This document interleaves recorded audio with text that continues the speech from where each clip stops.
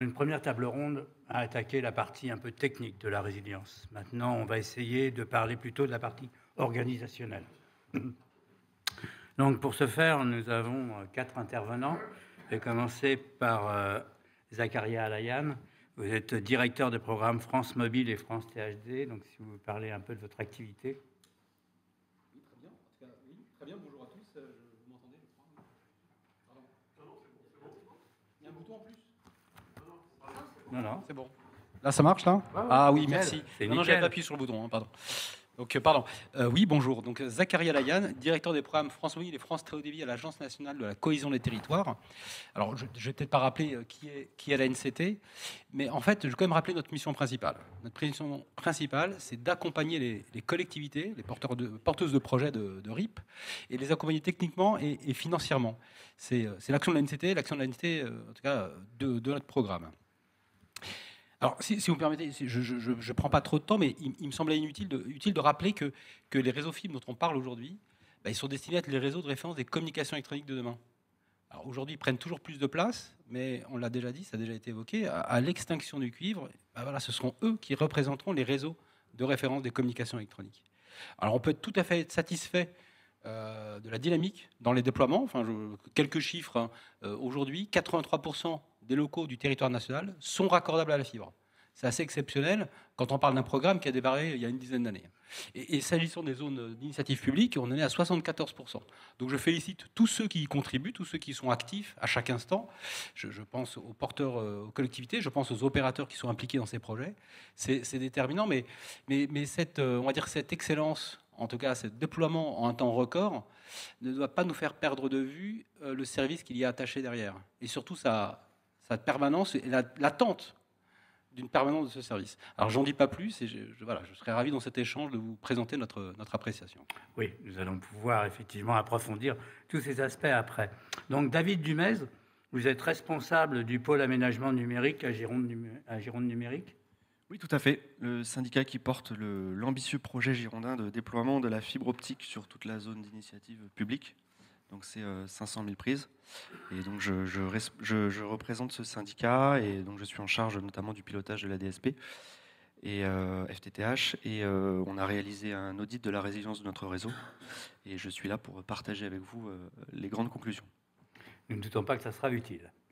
Ensuite, donc, nous avons Thierry Roy, qui est directeur réseau et SI à Orange Concession.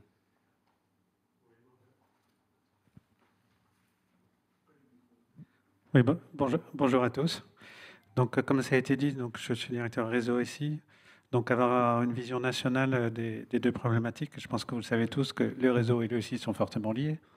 Donc, tout ce qui est qualité de données référentielles, en tout cas, j'ai cette vision globale pour Orange Concession. OK. Ensuite, nous avons Jean-Gabriel Philibert, responsable de division ingénierie à SNCF. Bonjour à toutes, bonjour à tous. Tout d'abord, merci au Credo de m'inviter. C'est vrai que j'en suis un peu éloigné depuis quelques années, ayant changé de poste. Aujourd'hui, on a fait ça pour vous revenir, bien sûr. Voilà.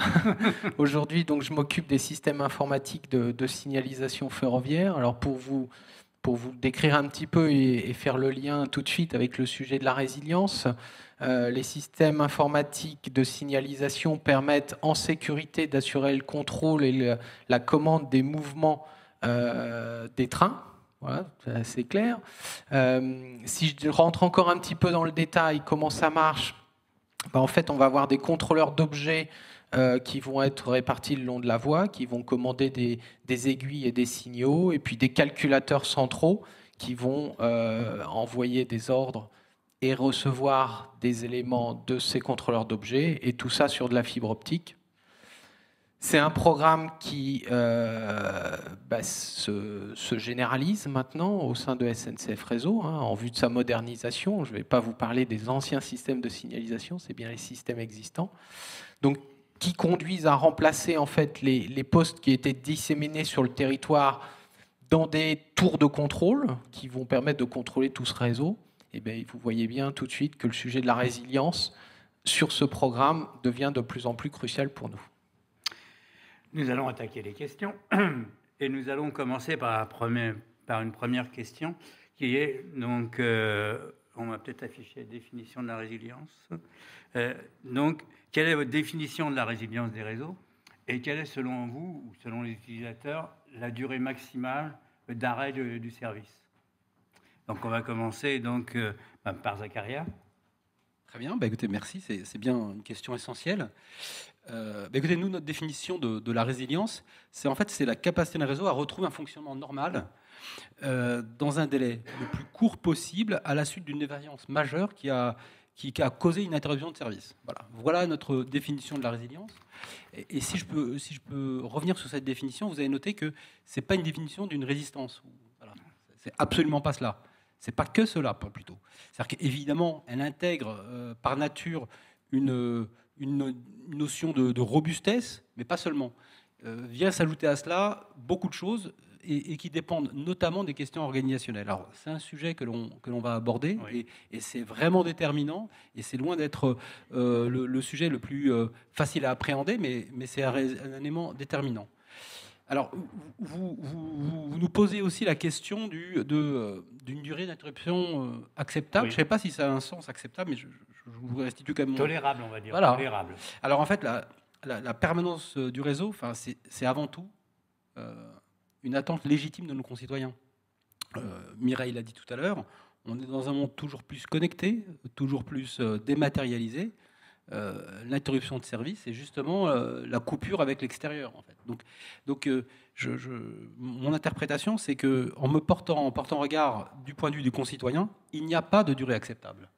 Il n'y a aucune durée acceptable de coupure de réseau. C'est pas possible. Vous ne pouvez pas demander à un de nos concitoyens ou une entreprise combien de temps vous acceptez. En revanche, il y a une question d'arbitrage. C'est ça le fond du sujet. En tout cas, c'est notre interprétation. Et quand on pose la question de quelle est la durée d'interruption acceptable, la question que l'on pose, et c'est une question, il me semble, mais je pense que mes voisins diront la même chose, ou peut-être encore plus finement que moi. N'anticipons pas. Mais je me permets de l'anticiper un tout petit peu. C'est surtout une question éminemment politique. C'est ça le fond du sujet. C'est quand on pose la question de la durée, on pose la question des moyens et des ressources. Quels sont les moyens que collectivement, et quand je dis collectivement, je parle je parle d'abord au nom de l'État, mais aussi peut-être que j'embarque et j'emmène avec moi les collectivités, d'une manière générale la puissance publique, quels sont les moyens et les ressources que on est prêt à mettre en place en fonction ou à mettre au regard d'une durée, de cette durée d'interruption. Donc c'est vraiment une question dans laquelle nous, et là j'embarque les collectivités, que nous, État et collectivités, devons, à un moment ou à un autre, on devra répondre à cette question. Donc, vous comprenez en creux qu'on n'a pas encore la réponse, mais elle doit venir. Pour vous, David ? Et pour nous, oui. Alors, on ne va pas faire très original sur la définition de la résilience. On a l'aspect résistance, parce que dans l'audit, on a quand même essayé de comprendre si notre réseau était vulnérable et à quel point, et comment on pouvait régler certaines vulnérabilités évidentes qui s'apparentent plus à de la résistance. On va peut-être mettre le transparent donc, sur Gironde numérique. Vous pouvez le voir sur la télé là-bas, peut-être ce sera plus pratique. Le deuxième sujet, le deuxième aspect de la résilience, c'est effectivement d'être capable de surmonter une coupure. Et la question que nous, on a souhaité poser à nos élus, c'est celle du temps acceptable. Parce que les réseaux télécoms, il n'y a rien de magique. Et on a l'habitude que ça fonctionne bien. On a l'habitude de se dire que de toute façon, si le fixe ne fonctionne plus, le mobile sera là.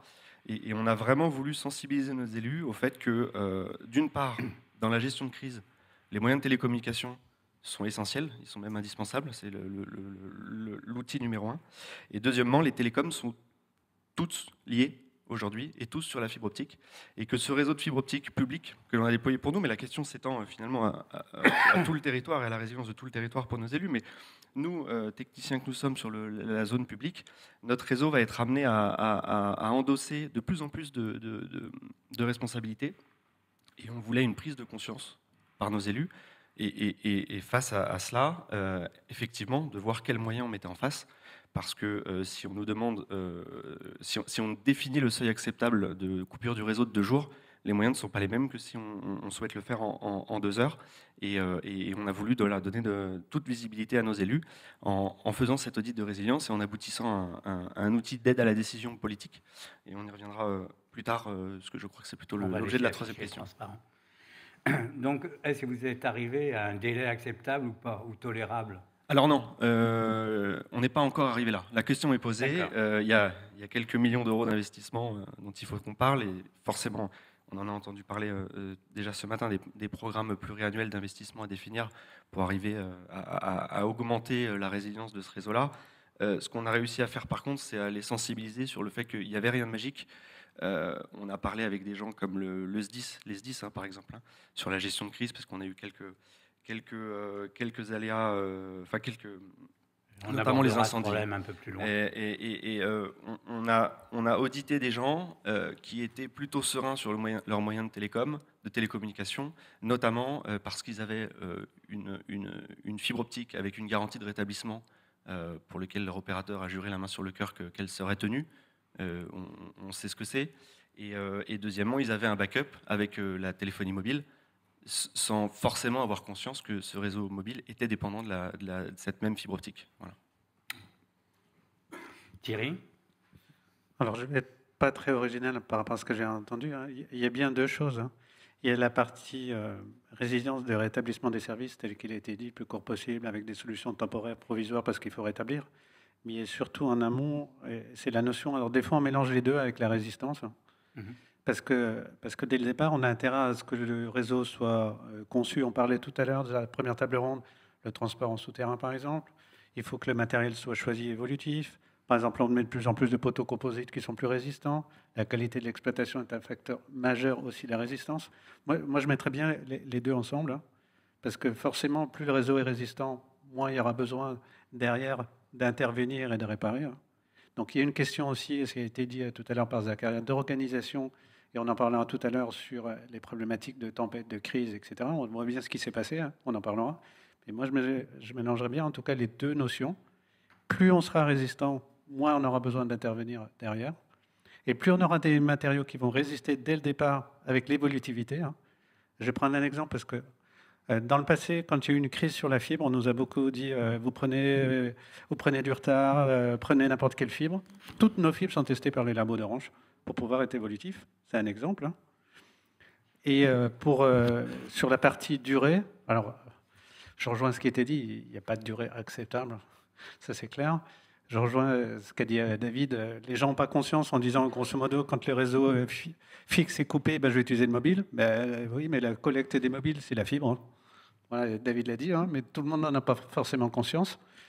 Et puis, je pense que la durée, et ça a été dit, c'est quel moyen, quel investissement, mais aussi peut-être une durée suivant les services qui vont être dessus.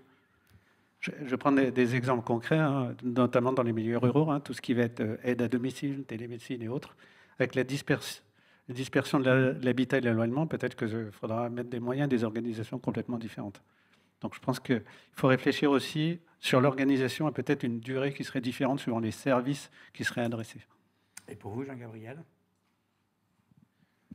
Alors je vais aller dans le même sens. Pour moi, c'est aussi la résistance, donc la capacité du réseau à absorber une perturbation dans une plage donnée. Alors je le qualifierais comme tolérance à la première défaillance. Le single point of failure, et puis la capacité à revenir à une situation normale dans un délai, de manière à assurer la continuité de service.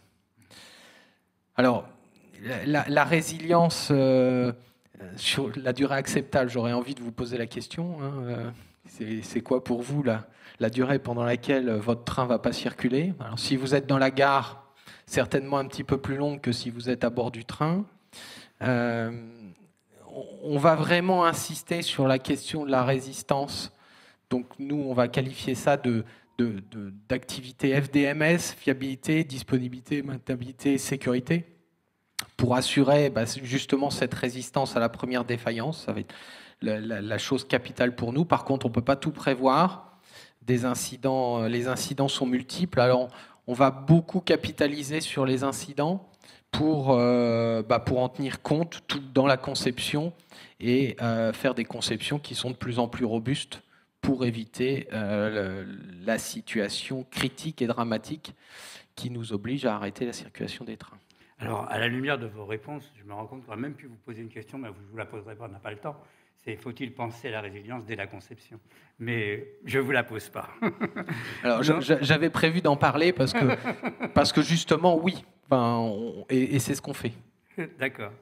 Oui, non, mais je pense que c'est ce qui transpire de ce que vous venez de dire tous, quoi. C'est la résilience, ça ne peut fonctionner que si avant ça a été prévu pour. D'accord. Donc, maintenant, une autre question. Donc, comment faire face aux crises majeures, tempêtes, incendies? Quels sont les risques organisationnels et structurels?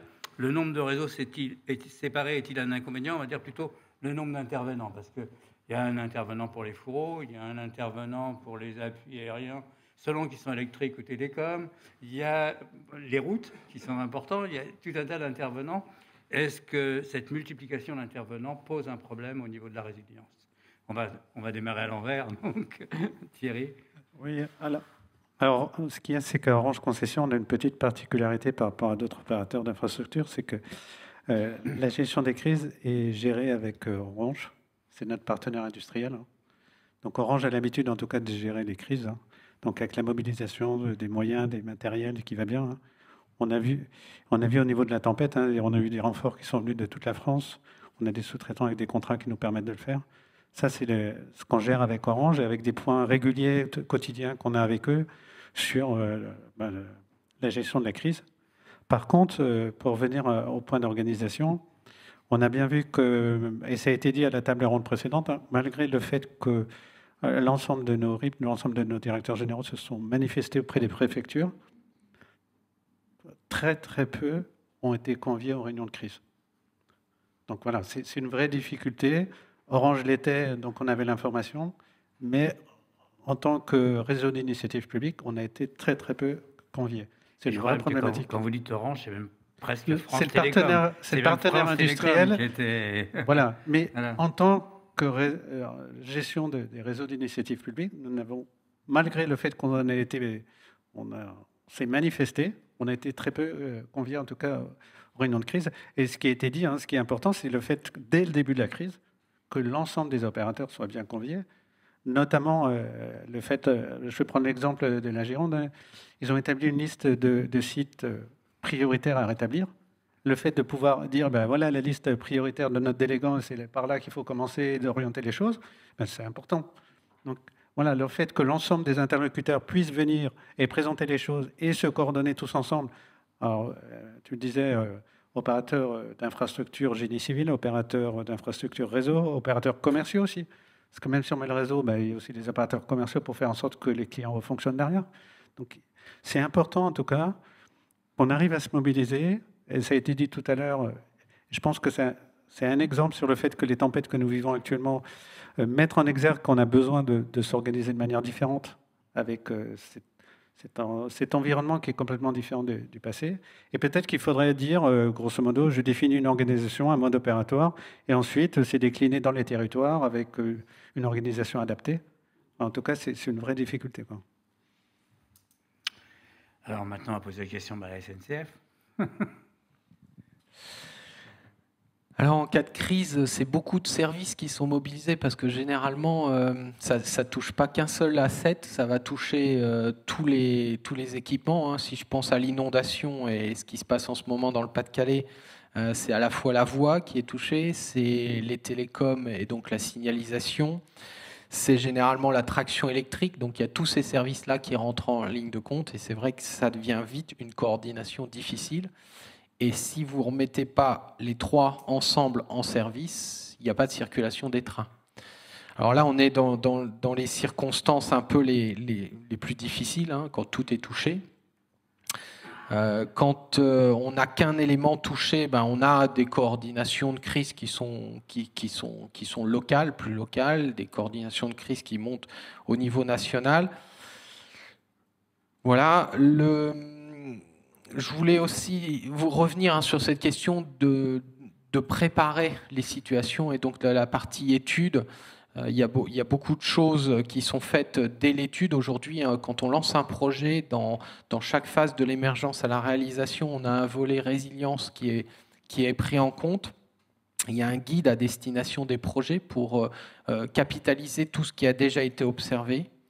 et donc tenir compte de nos expériences pour faire des conceptions différentes. Alors maintenant, il y a des risques nouveaux qui apparaissent. Je voulais vous en citer un aujourd'hui qui avait été à ce stade assez peu pris en compte dans notre conception, c'est le risque social. Aujourd'hui, on pourrait être amené à ne plus pouvoir accéder à une installation par mouvement social. Voilà, il ne faut pas penser qu'on puisse déloger des piquets de grève facilement. Et pour autant, vous n'allez pas comprendre qu'on ne puisse plus faire circuler un train parce que le centre de commande n'est plus accessible. Donc on est en train de réfléchir actuellement à comment reconcevoir nos architectures, parce que ça peut aller jusque-là, pour répartir les calculateurs, les points d'accès, les IHM, pour permettre de faire face à un site qui serait complètement bloqué par une crise sociale. Pour Gironde numérique.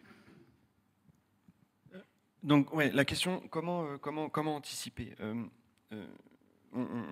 je vais partager là les premiers résultats de notre audit et ce qui nous a un petit peu effrayé et ce qui nous semble utile de faire.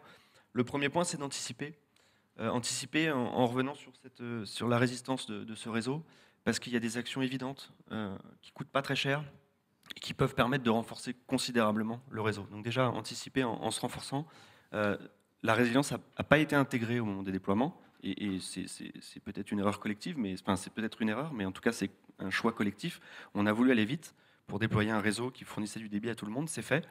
Il y a clairement un deuxième sujet maintenant, c'est le renforcement de ces réseaux. La deuxième chose que je voulais partager avec vous, c'est d'anticiper aussi en s'organisant et en prenant conscience des interdépendances qu'il peut y avoir entre les réseaux. On pense assez rapidement à l'électricité et au fait que, ma foi, tant qu'il n'y a pas d'électricité, il n'y a pas besoin de réseau.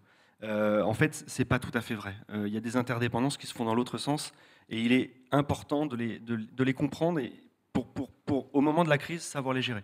Les réseaux de télécom servent à piloter un certain nombre de choses. Les trains, la distribution d'électricité peut reposer sur les réseaux télécom. Donc il est important de comprendre ça. Le dernier exemple très, très marquant qu'on a connu au moment des incendies, c'est que le réseau de fibre optique sert, on l'a dit tout à l'heure, de support au mobile. Mais il y a une question fondamentale pour un pompier qui est sur le terrain et qui est les incendies, c'est est-ce qu'il vaut mieux qu'il sauve une maison ou est-ce qu'il vaut mieux qu'il sauve une antenne de téléphonie mobile? Et justement, dans cette partie organisationnelle, puisque là, on est au cœur du problème organisationnel, qu'est-ce que je dois faire en premier? Qui? Est-ce que vous avez le sentiment que ces multiples intervenants sont un frein? Oui. C'est compliqué, il faut s'organiser, il faut anticiper. Et il ne faut pas oublier la fibre optique et plus globalement les réseaux de télécommunications. Il n'y a rien de naturel, il n'y a rien de magique. Et une nouvelle fois, la communication en temps de crise, c'est l'outil numéro 1 pour surmonter la crise. Donc il ne faut absolument pas l'oublier. Et point numéro 1, gestion de crise incendie qu'on a connu en Gironde, opérateur d'infrastructure, pas invité. Orange naturellement invité. Alors on a un petit peu de chance de ce point de vue-là, sur d'autres aussi, mais Orange est notre délégataire. Donc délégataire, il déploie la zone AMI, donc il représente tout le monde. Mais ce n'est pas le cas sur tous les territoires. Et je ne sais pas si toutes vos préfectures sont au courant qu'il y a un autre opérateur qu'Orange a invité pour parler télécom en cas de crise. Alors, c'est un bon trait d'union parce que je fais parler Zakaria en dernier, mais c'est un peu une volonté. J'ai voulu écouter les musiciens avant le chef d'orchestre. Donc, maintenant, j'ai posé la question à Zakaria qui vient d'entendre, effectivement, c'est ça. Oui, c'est parfait, en fait. C'est exactement cela. L'État par nature, et donc l'État en décentralisé, enfin dans les territoires, c'est la préfecture, est organisateur de la gestion de crise. Et la structure organisatrice de la gestion de crise majeure. Et donc, fatalement, elle est contributrice de la résilience des réseaux, de tous les réseaux qu'il y a sur un territoire, et particulièrement ceux de communication électronique, de manière très simple, et ça a été évoqué, en tout cas, ça ne va pas être plus clair que ce qui a été dit, c'est par la mobilisation des acteurs utiles. Ça, c'est la première chose, mais aussi des choses très, très concrètes. C'est au-delà de la mobilisation des acteurs, c'est les autorisations qu'elle délivre de circulation lorsqu'il y a des restrictions justement de circulation. C'est des choses aussi simples que cela. C'est la préfecture qui a autorité, et si elle délivre une autorisation de circulation à un acteur et pas à un autre, eh bien, ça prive mécaniquement celui qui n'a pas l'autorisation de circulation d'être à capacité d'intervenir. Donc, ça a été dit. En tout cas, merci de ce retour d'expérience. ce que ça traduit, enfin, ce retour d'expérience d'Orange, mais aussi de Gironde Numérique, c'est de nous dire que nous, à NCT, on a encore du travail. Enfin, du travail, de pédagogie, parce que cette prise de conscience de la complexité du monde, aujourd'hui, je le dis mais avec des mots simples, c'est que il n'y a pas encore de prise de conscience dans toutes les préfectures aujourd'hui de la complexité qui arrive.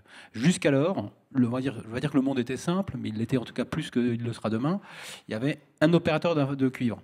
Un opérateur, donc une crise, un événement, on l'appelle. Alors je suis étonné qu'on n'appelle pas Orange, il y a une situation où on n'appelle pas Orange, mais dans l'esprit des préfectures, c'est l'opérateur de communication, donc c'est Orange. Sauf que demain, voilà, on l'a déjà dit et on répète, la réalité est plus complexe. Dans un seul territoire, et je prends la maille territoriale qu'est le département, il peut y avoir plusieurs réseaux, plusieurs opérateurs d'infrastructures. Et d'alors, et en plus, tu l'as évoqué, il y a aussi un opérateur, typiquement, je vais encore une fois citer Orange, qui peut être absolument absent en termes d'opérateur d'infrastructure, mais l'opérateur du génie civil, enfin l'acteur qui possède le génie civil. Donc cette complexité aujourd'hui, elle n'est pas tout à fait appréhendée, et c'est ça notre rôle aussi à nous, à NCT, et on reparlera des actions qu'on a entreprises, et notamment celles qu'on a entreprises avec la Banque des Territoires, c'est surtout aussi de faire monter en prise de conscience et en compétence les préfectures pour que leur organisation intègre tout cela. Alors c'est pas, voilà, je parle d'un travail qui reste à faire, vous l'avez compris. Et mais pour dire les choses aussi, les crises, notamment climatiques, et particulièrement celle des dernières semaines, contribuent à la prise de conscience. Alors après, on va dire que c'est un peu dommage que ce soit la crise qui fasse prendre conscience à tous les acteurs de la nécessité de se saisir de ce sujet. Mais bon, elles ont au moins ce côté positif, c'est que là, je vous confirme qu'un certain nombre de territoires ont conscience que les choses doivent être organisées, doivent être structurées. Donc c'est évidemment le rôle de la préfecture, et c'est à nous aussi de venir contribuer à cela. Alors je ne rentre pas dans tout le détail des actions que l'on mène, mais à minima, on est en relation avec le ministère de l'Intérieur, mais aussi avec chacune des préfectures, et on va mener tout un travail de pédagogie auprès de chacun de ces acteurs. Donc pour répondre, je reviens à la question, oui, c'est plus compliqué par nature. Demain, ce sera beaucoup plus complexe qu'aujourd'hui, donc par nature plus compliqué. Gauthier Danou, lors de la première table ronde, disait, en fait, si j'ai bien compris ses paroles, que la répétition de crises avant qu'elles arrivent pouvait tester justement tous ces liens pour savoir s'ils fonctionnaient bien, si chacun avait bien les bonnes coordonnées et autres. Et qu'est-ce que vous en pensez tous là? Est-ce que quelqu'un veut prendre la parole sur ce sujet des répétitions? Je rebondis, enfin, je garde un tout petit peu le micro et je donne à mes collègues dans une seconde. De fait, oui, c'est l'entraînement qui permettra d'éprouver l'organisation. Et ça, il n'y a pas d'autre solution que des tests et des simulations. Et on le dit régulièrement, et je me permets de le répéter. De toute façon, la résilience, c'est quelque chose qui se gère à froid, jamais à chaud. À chaud, c'est le mode de panique, ou je ne sais pas comment on appelle ça, où on sauve les meubles, on fait ce qu'on peut, quoi. Et si on a bien les bonnes habitudes avant, en fait, ça aidera beaucoup au moment de la crise. C'est exactement ça, c'est la préparation et l'entraînement. Et en fait, c'est pas que des entraînements, ce sont des tests de robustesse du processus envisagé, quoi. Ça sera la question d'après ça. On va venir. Donc, David, est-ce que vous pourriez commenter un peu plus? On a perdu le transparent, on peut le remettre? Sinon, c'est pas grave. Même s'il n'est pas là, vous pouvez quand même le commenter. Oui. Comment on doit le lire? Alors, voilà.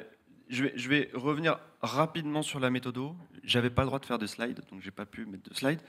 Mais celui-là était quand même intéressant, et c'est la fin de mon intervention sur le sujet.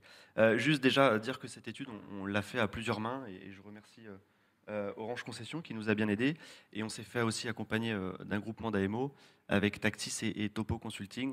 On a fait ça tous ensemble, et on a tous découvert, tous essuyé les plâtres sur le sujet, et donc la manière dont on s'y est pris. On a commencé par... alors on s'est basé sur la méthode AMDEC, qui est une méthode d'analyse et de prévention des risques, et on a eu une première phase d'identification de l'ensemble des vulnérabilités de notre réseau.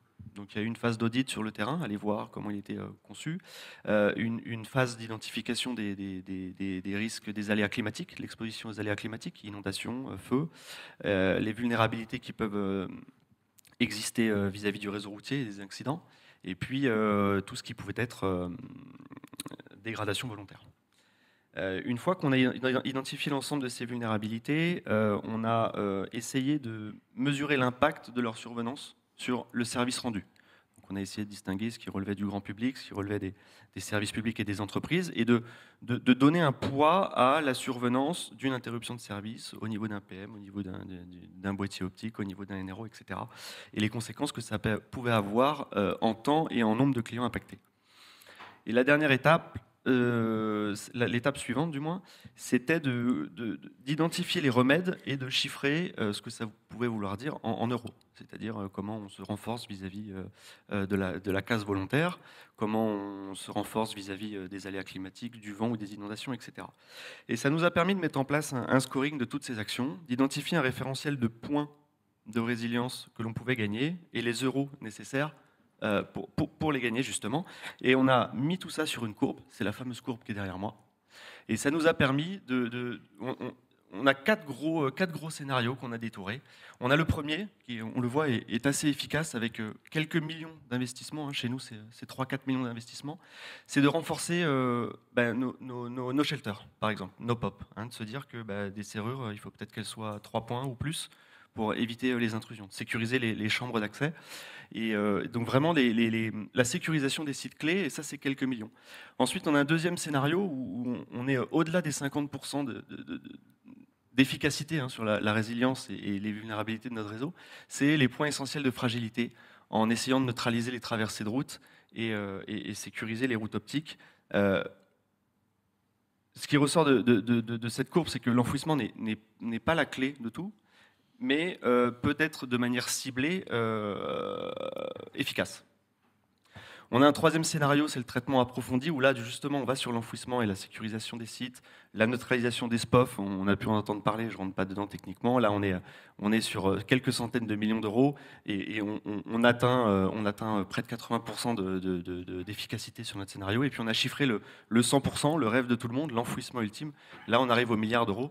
Et ce que fait ressortir cette étude, c'est que c'est pas magique, l'enfouissement, et c'est certainement pas les euros les plus efficaces. Il y a d'autres actions à faire bien avant, avec des scénarios qui vont du million d'euros à la dizaine, centaine de millions d'euros. Voilà, grosso modo. Et ce graphique, c'est un peu un outil d'aide à la décision pour nos élus. C'est de se dire, voilà, on a construit le réseau très haut débit qui permet à tout le monde d'avoir un beau débit et de télétravailler. Comment on le renforce et si on doit le renforcer, comment on le renforce, jusqu'où on va, en proposant des scénarios d'intervention. C'est vrai que ce transparent, il est assez explicite parce qu'il est assez simple. Il y a peu de choses dedans et on comprend bien la progressivité des investissements. C'est-à-dire que je dépense quelques euros et je gagne beaucoup, et après, au fur et à mesure, pour gagner, mais c'est toujours comme ça, quand on gagne les derniers 10%, ça sera pareil pour le déploiement. Je me retourne les derniers pourcents coûtent toujours très cher. Après, est-ce que ce sont les plus importants? Ça, c'est autre chose. Exactement. Voilà. Donc, une question maintenant que je vais poser à la NCT et à Gironde Numérique, en commençant par Gironde Numérique, c'est quelle méthode pour analyser la capacité de la résilience d'un réseau FTTH et proposer des solutions? Donc, je suis conscient que vous avez déjà répondu à une partie en analysant la courbe. Oui, alors on a essayé en tout cas d'éclairer nos élus sur le champ des possibles et essayer de prioriser les actions en disant qu'il y a plein de choses à faire pour améliorer la résilience des réseaux. Le risque zéro n'existe pas. Comment on le réduit raisonnablement? On peut analyser ça? Je sais bien qu'il y a l'étude qui répond en partie, mais comment est-ce qu'on peut analyser cette capacité de résilience d'un réseau? Et on est à côté de proposer des solutions, parce que là, en fait, vous avez donné le nom de la méthode que vous avez utilisée. Là, vous donnez le résultat de cette méthode. Mais est-ce qu'on peut un peu plus expliciter comment on travaille pour arriver à ça? On a, dans le cadre de cette étude, mis en évidence le fait qu'il y a des points de vulnérabilité qui peuvent causer une coupure complète du service. Et ça, c'était quelque chose qui n'était pas forcément compris de la part de nos élus. Donc, en les éclairant là-dessus, on leur a permis de prendre conscience que finalement, un coup de pelleteuse pouvait mettre la moitié du département dans le noir, si le coup de pelleteuse est bien placé. Qu'un acte de malveillance par quelqu'un qui connaît bien le réseau peut mettre 50% du territoire dans le noir. Et 50% du territoire dans le noir, c'est aussi des services publics qui s'arrêtent. Voilà. Donc nous, notre volonté, ça a vraiment été de mettre en lumière ces vulnérabilités, leurs impacts sur le réseau, et maintenant d'ouvrir la question du qu'est-ce qu'on fait. C'est-à-dire qu'on peut se contenter de cet état de fait, maintenant on le sait, et est-ce qu'on s'en contente, ou bien est-ce qu'on met en place des scénarios aussi bien d'investissement pour renforcer, mais aussi aller remuer un petit peu l'organisation et mettre en place des scénarios d'organisation qui permettent de surmonter les crises. C'est-à-dire qu'en fait, vous avez un double problème. Le premier problème, c'est d'analyser effectivement ce qui peut poser des problèmes et comment la résilience. Ouais. Et puis en même temps, convaincre vos actionnaires, je veux dire comme ça, de remettre un peu la main à la poche pour vous aider dans cette direction. Alors nos actionnaires ou d'autres, mais là c'est là on ouvre le débat un petit peu plus largement que ça, même si peut-être que la situation est satisfaisante. Nous, on a juste voulu mettre la lumière sur les vulnérabilités de notre réseau. Peut-être que de se dire que ce réseau, dans son état, il peut couper de jour et que la solution alternative est une autre technologie. Je ne sais pas, peut-être que c'est une problématique nationale et qu'on se dit finalement, il serait peut-être opportun de lancer quelques satellites et de se dire qu'en situation de crise, les télécommunications, on passe par d'autres voies que celui de la fibre optique qui est pas possible à sécuriser. Souris. En tout cas, c'est la question qui est posée. Est-ce qu'il faut un standard au niveau national ? Oui. Je ne pense pas que ce soit à chaque territoire de décider quel est le bon seuil de tolérance du temps de la coupure. Comment on finance ? Là, moi, je n'ai pas la réponse. On a des solutions. On a proposé des solutions. Peut-être nos cofinanceurs. Je ne pense pas que ce soit les seuls. On a des utilisateurs qui pourraient contribuer et on a peut-être des co-investisseurs qui ont aussi intérêt à renforcer la résilience de ces réseaux au regard de ce qu'ils permettent en cas de gestion de crise. ANCT ? Oui, donc assez naturellement, oui. Encore une fois, on pense qu'il y a un vrai sujet à traiter. Et en fait, on l'a déjà dit plusieurs fois, c'est une question d'arbitrage. Mais si vous permettez, je vais revenir un tout petit peu en arrière.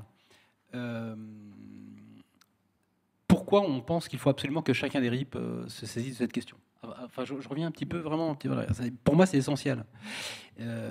C'est ça notre souhait, c'est que chacun des réseaux d'initiative publique, enfin des porteurs de projets de réseaux d'initiative publique, porte un regard sur la résilience de son réseau. Ça n'a rien d'évident. Je suis sûr que tout le monde a envisagé la construction de son réseau en essayant de lui donner une certaine résilience. Mais on veut l'objectiver et un peu faire le travail que vient de présenter David. Et c'est ça, c'est qu'on veut avoir une prise de conscience et objectiver le sujet, quoi.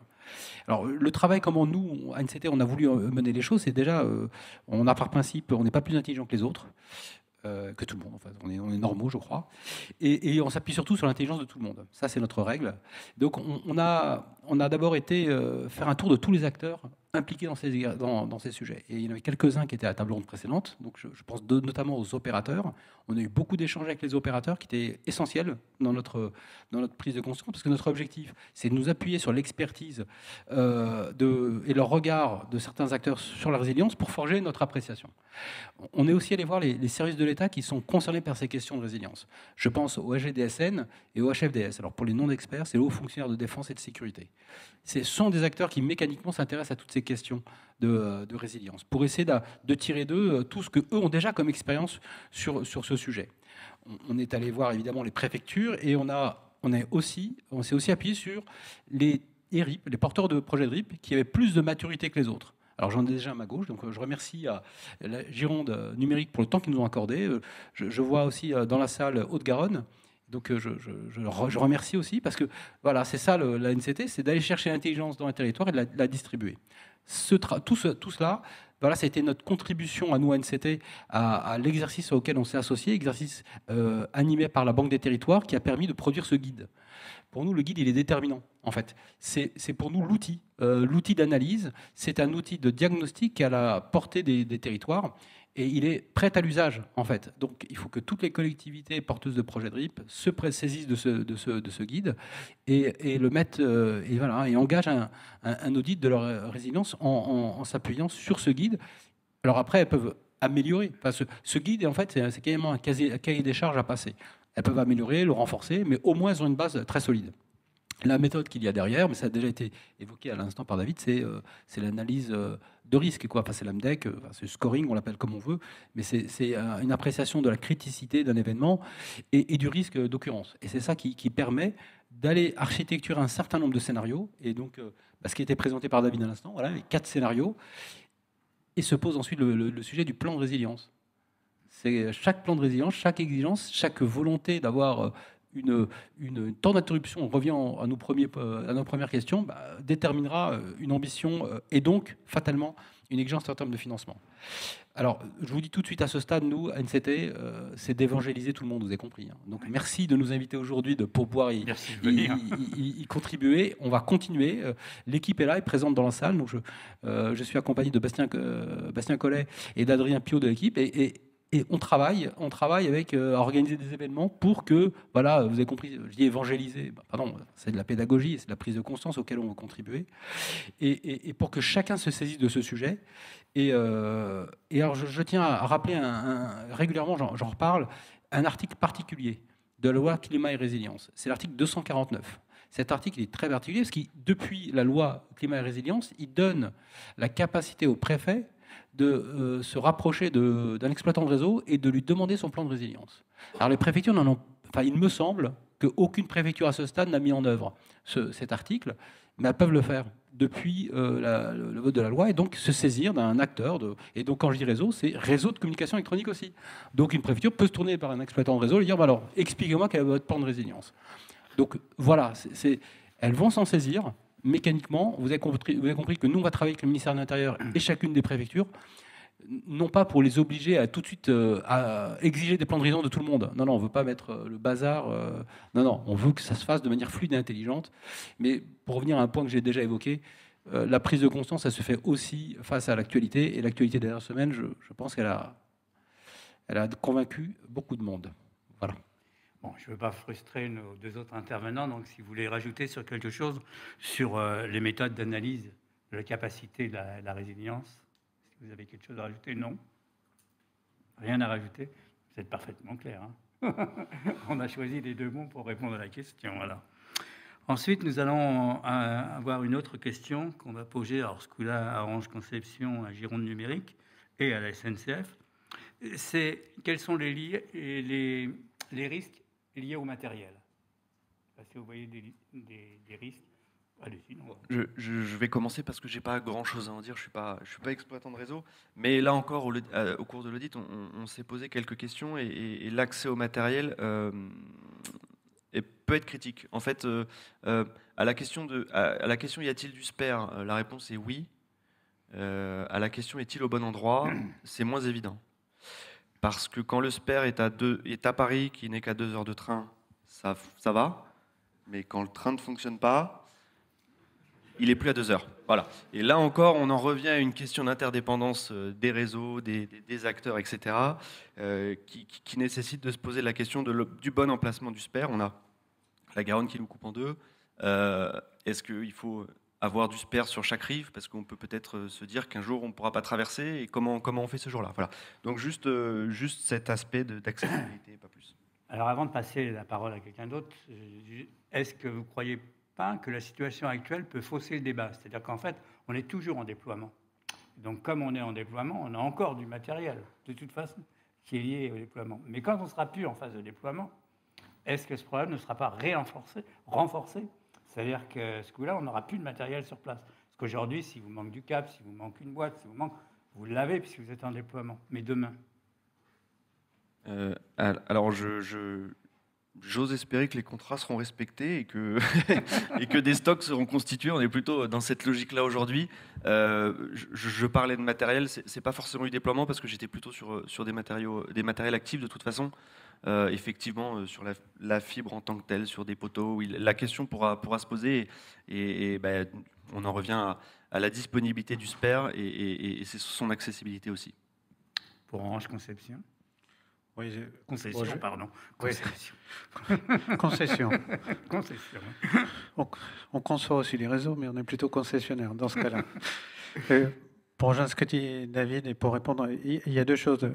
Le fait qu'on ait des lots de rechange, alors nos lots de rechange sont dans les magasins d'Orange, donc ça aide en tout cas à avoir du volume, de la disponibilité. On a parlé tout à l'heure d'acheminement du matériel. On sait acheminer puisqu'on a le même matériel partout en France, donc on sait l'acheminer. Mais ce qu'a dit David aussi, et ce qu'a dit aussi Gauthier tout à l'heure, c'est que quand on est en tempête ou qu'on a des problèmes de neige, d'inondation, etc. Et je reviens à la question précédente sur l'organisation. il faut qu'on se coordonne avec le S10, avec un certain nombre de choses pour accéder au site.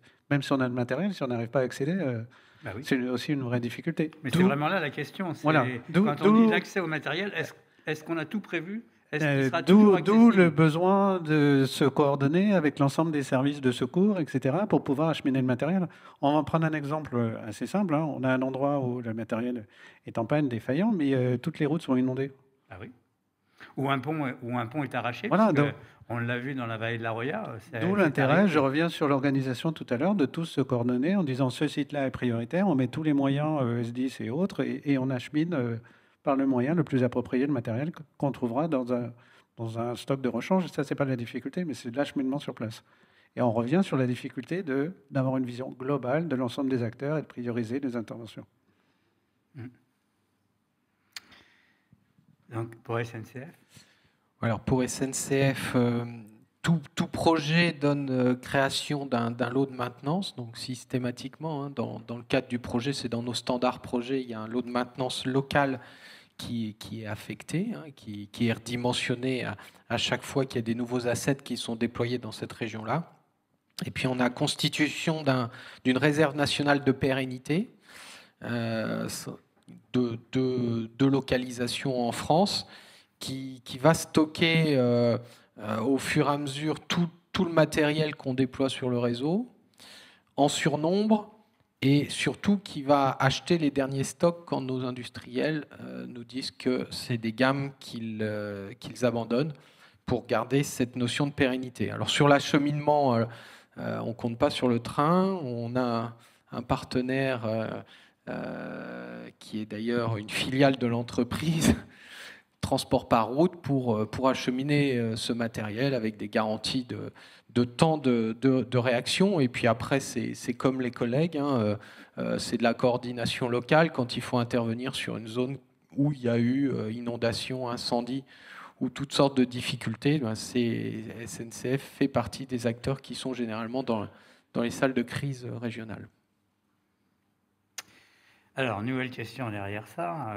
J'avais prévu de la poser à 2, mais vu la façon dont ça se passe, on va la poser aux 4. Depuis ce matin, en fait, dans les 2 tables rondes, on voit bien qu'on essaie de parler que de la résilience. La résilience, c'est bien, il est arrivé un événement majeur, comment je fais pour rétablir? Mais quelque part, à chaque fois, on a dit, oui, mais il y a la maintenance avant, il y a des choses, il y a la résistance du réseau avant de parler de sa résilience. Donc, maintenant, ma question va être la suivante, c'est quel enjeu pour la maintenance préventive pour améliorer la résilience des réseaux FTTH? Donc, voilà. Vous pouvez commencer. Le micro. Je vais donner quelques exemples, parce qu'il y a des choses qui ont été évoquées ce matin que je vais redire. Et Stanislas l'a dit aussi pour l'altitude. Donc, il y a la maintenance préventive.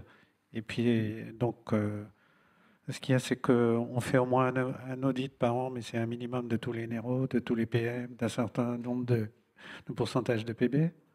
On a lancé des audits complémentaires. On a déjà programmé plusieurs dizaines de milliers en 2024, et notamment pour détecter les problématiques de malfaçon. Donc, on lance un certain nombre de choses. Nos poteaux sont expertisés de manière régulière, tous les 6 ans, avec le changement si nécessaire. Et puis, il y a un sujet qu'on a un peu évoqué ce matin, mais qui prend beaucoup d'importance, et on le voit bien, c'est les lagages. Voilà, je pense que tout le monde doit prendre conscience que les lagages ont un enjeu important, qu'on a besoin de la mobilisation de tous, des élus, des collectivités, des propriétaires, et qu'on voit que c'est un gros problème. Voilà, j'en parle parce que c'était un peu évoqué ce matin, mais en tout cas, et on dit qu'en moyenne, 50% des signalisations c'est évité grâce à un bon élagage. Ça, c'est une chose. Donc, c'est la préventive. Donc, on visite l'ensemble des équipements, on fait du complémentaire, on expertise le matériel. Il y a de l'élagage qu'il faut que tout le monde se mobilise. Et puis, on travaille ce qui a été dit aussi sur... Alors, je ne sais plus si on dit maintenant prédictif ou prescriptif, d'après ce que j'ai entendu tout à l'heure. Voilà. Avec l'analyse de l'ensemble des photos, puisque, comme on sait, l'ensemble des opérateurs commerciaux doivent fournir un certain nombre de photos à chaque intervention. Donc, le fait d'analyser avec l'IA, comme elle dit ce matin, ça permet aussi de dire, je reparaphrase pas ce qu'elle dit ce matin, c'est qu'à un moment donné, ça va nous permettre d'intervenir avant toute coupure. Il y a à travers l'analyse aussi des signalisations, on peut dire, c'est l'exemple des points noirs réseau, à tel endroit je vais intervenir parce que ça n'arrête pas de couper, par exemple. Et puis, il y a des nouvelles études que Orange Lab, en tout cas, nous a présentées l'autre jour. C'est le fait d'utiliser la détection par fibre optique en utilisant les capacités de la lumière dans la fibre optique pour dire, avec ça, on peut avoir des informations sur l'écrasement, la déformation de la fibre avant qu'elle ne casse. Oui. Ce qui permettra aussi de faire un peu, alors je ne sais plus si on peut prescriptif, ce que j'ai entendu tout à l'heure. Voilà. Donc il y a de la préventive, il y a de la prescriptif. En tout cas, il y a un certain nombre d'actions qui sont lancées. Et le but, c'est de faire le maximum de résistance avant de faire de la résilience. On est bien d'accord. Alors c'est un sujet qu'on travaille effectivement au credo, c'est-à-dire la fibre comme capteur. Ça s'appelle Go2S, qui traite plus particulièrement de ce souci. Et effectivement, la fibre, dans ses aspects non linéaires, peut permettre de traiter ce genre de problème ou de les anticiper. Donc on est vraiment là dans le prédictif. Ça peut être effectivement... L'exemple, je parlais de l'élagage, mais une branche qui va appuyer sur une fibre, on pourrait la détecter en amont avant que ça casse. C'est un exemple. Oui, tout à fait. L'élagage, on parle souvent de raccordement complexe, mais il y a des problèmes complexes. L'élagage en est un, et je crois qu'il y a des problèmes comme ça un peu des serpents de mer. Il y a l'adresse, il y a l'élagage, c'est des choses dont on entendra parler encore pendant, je pense, beaucoup d'années. Donc, j'ai dit que j'allais poser la question aux 4 intervenants, donc allons-y, continuons. Alors, je l'ai entendu ce matin, on ne peut pas faire l'impasse sur la maintenance préventive. Et quand on le fait, ça court rapidement à la catastrophe. On l'a vécu l'année dernière sur une ligne dans la région lyonnaise. Il n'y a pas eu de maintenance préventive sur les climatisations. Il y avait 5 centres signalisation. Ils sont tombés les uns après les autres. Voilà. Alors, aujourd'hui, ce qui existe, par exemple, chez nous, pour cette période chaude, c'est une directive aux mainteneurs qui est diffusée tous les ans, remise à jour par rapport à ce qui a été constaté. Et on va lui adresser un certain nombre de vérifications à faire avant la période chaude. Et on sait que, comme elles sont de plus en plus chaudes, on va moduler et on va donner des vérifications supplémentaires à faire. Et puis, donc là, on est plutôt dans le préventif et on a aussi du prédictif. Ça fait à peu près 20 ans qu'on enregistre toutes les pannes sur tous nos systèmes et on en tire des modèles statistiques qui vont permettre de prévoir l'évolution ou les risques de panne. Aujourd'hui, c'est encore un petit peu artisanal par rapport à ce que j'entendais tout à l'heure sur l'utilisation de la data, l'intelligence artificielle. On fait ça encore de manière un petit peu artisanale, mais ça nous a permis, par exemple, de faire des NORIA pour remplacer un certain nombre de composants sur des cartes avant qu'elles ne tombent en panne. Par exemple, sur des condensateurs, on s'est aperçu qu'il y avait une dégradation plus rapide ou qui s'accélérait. Donc, on a lancé une NORIA pour remplacer tous les condensateurs sur les cartes grâce à ces observations-là. Donc ça, c'est quelque chose qui, pour nous, fait partie des standards et qui est indispensable à cette notion de résilience.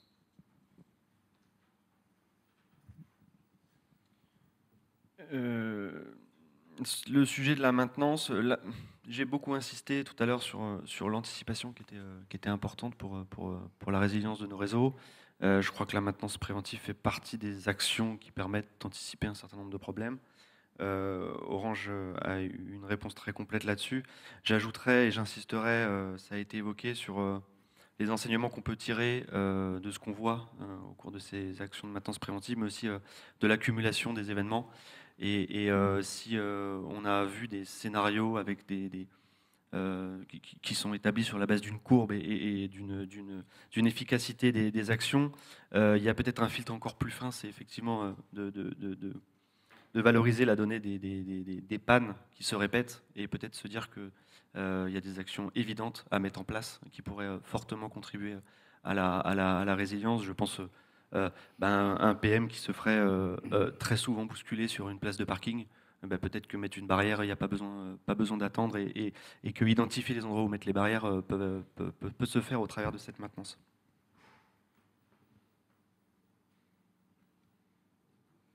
Alors, j'ai l'humilité de penser que n'étant pas exploitant de réseau, je n'ai peut-être pas une expertise. Il n'empêche, je me permets, déjà je rejoins tout ce qui vient d'être dit à l'instant. Si je permets de simplifier, en tout cas la lecture que nous on s'en fait, la maintenance, qu'elle soit préventive ou prédictive, vise à, d'un point de vue, alors je ne porte pas un regard sur le réseau, mais sur l'industrie de manière générale, au maintien en conditions opérationnelles. voilà, d'un outil, d'un réseau. C'est ça. C'est qu'il fonctionne normalement. Et pour nous, ça apparaît évidemment la condition nécessaire, préalable, avant même la résilience. Parce que si un réseau n'a pas une maintenance suffisamment structurée, en fait, on fragilise le réseau. Et donc, qu'est-ce que l'on fait ? On augmente la probabilité d'avoir une rupture de service s'il y a un événement majeur. Donc, le sujet, c'est la première étape. Pour nous, ça fait partie de la vie du réseau. Donc, ça fait partie de la vie des réseaux, de l'entretenir de manière évidemment prédictive si on a des capteurs. Donc, la fibre en est un, elle est elle-même un capteur, ou même par l'expérience ou la connaissance du vieillissement, je ne sais pas, de certains types de matériel, rentrer dans un process préventif. Donc, mon discours est de dire, oui, j'aurais tendance à dire que la maintenance, ce n'est pas de la résilience, mais c'est une condition nécessaire, et c'est avant la résilience. Si vous n'assurez pas une maintenance suffisamment solide d'un réseau, là c'est les probabilités de l'événement majeur de rupture de service que vous nourrissez, quoi. Alors moi, si vous me permettez, d'être un peu déçu de vos réponses. Il y a 2 mots que j'aurais voulu entendre et je ne les ai pas entendus. Alors je vais les prononcer moi. 1, l'audit, pour savoir où on en est exactement, donc auditer ces réseaux. Et 2, la partie, alors qui va peut-être mal avec la première, c'est la route optique. Parce qu'on a entendu plusieurs fois là, dans les 2 tables rondes que finalement on ne pouvait pas tellement faire confiance à ce qu'on a sur le papier, sur la route optique. Et moi, côté technicien, je me dis, mais si je n'ai pas la route optique, comment je fais ? Je sens sceptique. Alors, est-ce que vous avez confiance dans vos routes optiques ? Alors, on va poser la question autrement. Non, mais je vais parler le premier, comme ça. Nous, quand on parle résilience du réseau, c'est le réseau en service, donc la route optique affectée. Ce qui se passe avant, oui. Voilà. Mais est-ce que c'est la bonne ? Est-ce que quand je dis que ma Miché est sur la fibre verte, elle est vraiment sur la fibre verte ? Ok, non, pas de réponse là-dessus. Les autres intervenants ? Parce que moi, c'est un peu, je me dis, bon, tout est par terre, ça ne marche plus, il faut bien que j'ai un point de départ. Si je ne peux pas m'appuyer sur du solide, alors on l'a vu, c'est le côté de la maintenance prédictive, préventive. Ça, c'est du solide sur lequel je peux m'appuyer. Mais de l'autre côté, quand j'entends, je ne suis pas sûr de la route optique, je me dis, alors là, comment je fais ? Alors, sur cet aspect-là, on n'a pas audité de PBO dans le cadre de notre étude, mais on a été auditer l'ensemble des NRO et on a fait des tests sur les routes optiques, sur les fibres. On a suivi les fibres, on a suivi les étiquettes, on a regardé ce qu'il y avait dans le SI et on a retrouvé, alors je ne dis pas que c'était simple à lire, mais on a retrouvé tous nos petits et on n'avait aucun problème et c'était conforme à la fois dans le SI avec ce qu'il y avait sur le terrain. Donc de ce point de vue-là, je ne sais pas si c'est le cas partout, mais chez nous, au niveau des NRO, ça marchait très bien. J'ose espérer que c'est pareil sur les PBO, mais vous avez raison, il est peut-être nécessaire de faire des audits pour s'assurer que tout ça soit bien conforme et qu'on ne soit pas trompé par des données qui seraient finalement pas exploitables en situation de crise. Thierry ?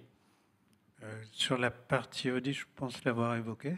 Le fait qu'on fait régulièrement des audits et là, ce que je disais, c'est qu'on accélère puisqu'on en fera plusieurs dizaines de milliers complémentaires en 2024, au-delà des PM, des PB, etc., avec les malfaçons. La problématique des routes optiques, oui, c'est des choses qu'on regarde. David a évoqué avec la qualité de données, des tests de continuité optique. Oui, c'est un sujet qu'on regarde, forcément. On sait très bien qu'un opérateur commercial peut être branché à un autre endroit qu'est-ce qui est décrit dans le SI. Et les clients fonctionnent. Donc oui, en tout cas, ça a été dit, la qualité descriptive des réseaux est importante, le fait de faire des tests, alors on ne l'a pas évoqué, mais en tout cas, c'est une problématique qui est évoquée et qui est suivie de manière régulière. Et je vais prendre un exemple qu'on n'a pas évoqué sur le fait d'exploiter les photos, le fait de dire les photos qu'on a, je prenais des exemples, j'en prends un autre, les photos sont géolocalisées. Donc le fait de dire, quand un opérateur commercial intervient chez un client qui pose une PTO, on connaît les coordonnées, ce qui va nous aider aussi à repositionner si nécessaire dans le SI de client. Et du coup, on va regarder aussi les routes optiques derrière. Donc voilà, c'est tout un travail, je n'ai peut-être pas évoqué, mais David, en tout cas, a exprimé en tout cas sa vision de ce qui se passe sur le réseau. Oui, c'est un sujet, forcément. Alors, je ne poserai pas la question à Jean-Gabriel, parce que lui, il a l'avantage, les rails, il sait où elles vont. Donc, il n'y a pas de problème. Pour la NCT, donc... Oui, en fait, c'est vrai, je suis désolé qu'on ait pu te décevoir, Claude, dans notre expression, mais peut-être qu'on est parti d'un postulat de départ que les choses sont bien construites au premier instant. Oh Ce qui n'a rien d'évident. Ce qui n'a rien d'évident, mais vous voyez, déjà en imaginant... C'est sans doute vrai. On va le vérifier, j'en dis un mot dans une seconde, mais c'est-à-dire que même dans le cas où les choses sont bien construites, vous voyez tout ce qu'il y a à faire. Alors là, le scénario où les choses ne sont pas construites de manière conforme, là, il y a un gros sujet. Et nous, notre premier... Voilà, je reviens à notre action. Nous, on accompagne le premier établissement du réseau. Accompagne techniquement et financièrement. Le contrôle il doit être exercé par les collectivités porteuses de projets. C'est elles qui sont le premier rang de contrôle. Et nous, on vient vérifier leur contrôle, en fait. Mais on ne s'interdit pas, nous non plus, de contrôler.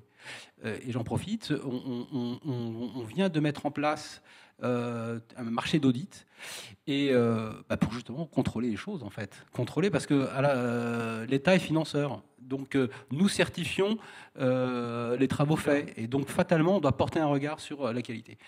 On a beaucoup d'exigences techniques. Il y a un corpus de règles et d'exigences dans le plan France Très Haut Débit. On est tendance à être un peu ceux qui on embête tout le monde. On peut se le dire. On embête tout le monde avec nos exigences en permanence. Mais en même temps, on sera intraitable. Je préfère le dire. On sera intraitable. On a des exigences sur la qualité de la qualité de la fibre, la qualité de la mise en œuvre de la fibre, toutes les données. Enfin, voilà, grâce du matin au soir, on en parle. Et Bastien, qui est présent, mène ce combat permanent. On est là pour embêter tout le monde. Pourquoi ? Parce qu'on vise à avoir un réseau robuste, solide, et pour lequel on a toutes les données essentielles. Parce que le jour où il y a un sujet, là, ça devient un peu plus compliqué. Donc oui, mais alors là, je suis tout à fait aligné avec ton point d'attention et d'une manière générale, l'action du Credo sur ces sujets. Alors vous comprenez qu'on est tout à fait aligné et vous avez compris qu'avec ce nouveau marché d'audit, on va mener des audits en fait. Et encore une fois, c'est pas pour embêter tout le monde. Encore une fois, je me permets de le répéter. Non, on veut un réseau de qualité qui va durer des dizaines d'années.